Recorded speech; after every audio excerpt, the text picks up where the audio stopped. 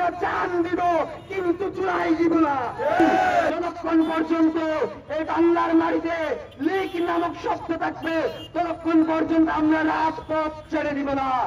কোনোভাবে খুনি হাসিনা এবং তার দোসরকে বাংলার মাটিতে পুনরায় রাজনীতি করতে দেওয়ার সুযোগ হবে না। ততক্ষণ পর্যন্ত খুনি হাসিনাকে ফাঁসিতে ঝুলানো না হচ্ছে আমরা এই বাংলার মাটিতে আমরা বিশ্রাম নিব না। বিকেল 3:30টায় ঢাকা বিশ্ববিদ্যালয় থেকে আওয়ামী লীগ নিষিদ্ধের দাবিতে সাধারণ শিক্ষার্থীদের ব্যানারে একটি বিক্ষোভ মিছিল এসে রাজু ভাস্কর্যে জড়ো হয়। সেই বিক্ষোভ মিছিলটি পরবর্তীতে রাজু ভাস্কর্যে বিক্ষোভ সমাবেশ করে। সেখানে তারা গড়িমসি বন্ধ করো, আওয়ামী লীগ নিষিদ্ধ করো, লড়াই লড়াই লড়াই চাই, লড়াই করে বাঁচতে চাই, 24-এর বাংলায় খুনি লীগের ঠাঁই নাই, সারা বাংলায় খবর দে, আওয়ামী লীগের কবর দে ইত্যাদি নানাবিধ স্লোগানে বিক্ষোভ সমাবেশটি উত্তাল হয়ে ওঠে। সেই বিক্ষোভ সমাবেশে ঢাকা বিশ্ববিদ্যালয়ের সাধারণ শিক্ষার্থীরা তাদের বক্তব্য পেশ করেন। আমরা জান দিব কিন্তু চুলাই দিব না। আমরা জান দিব কিন্তু আমাদের শাহাদাতের সাথে, শহীদদের সাথে, গাজীদের সাথে বিশ্বাসঘাতকতা করব না।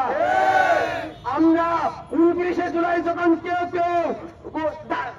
কেউ আন্দোলন বন্ধ করার পায়চারা করছিল, কেউ তকবীরের পায়চারা করছিল, তখন আমরা আমাদের শহীদদের, আমাদের ভাইদের, আমাদের বোনদের, আমাদের মাদের শপথ দিয়েছিলাম আমরা শহীদদের সাথে বিশ্বাসঘাতকতা করব না। আমরা এখানে বলে দিচ্ছি যতক্ষণ পর্যন্ত এই বাংলার মাটিতে লীগ নামক শব্দ থাকবে ততক্ষণ পর্যন্ত আমরা রাজপথ ছেড়ে দিব না।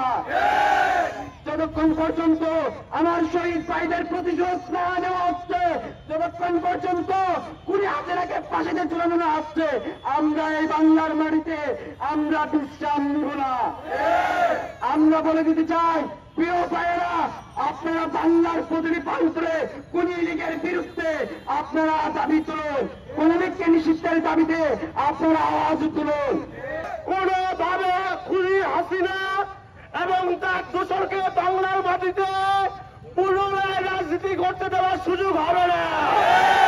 জুলাইয়ের আন্দোলনকারী শিক্ষার্থীরা যারা বেঁচে আছে, যারা আহত হয়েছে এবং আমাদের যে সকল শহীদ ভাইরা কবরও গিয়েছে, তাদের অন্তরের দাবি এই খুনি হাসিনা এবং তাদের দোসরেরা কোন অবস্থায় বাংলার মাটিতে পুনরায় প্রতিষ্ঠিত হবে না।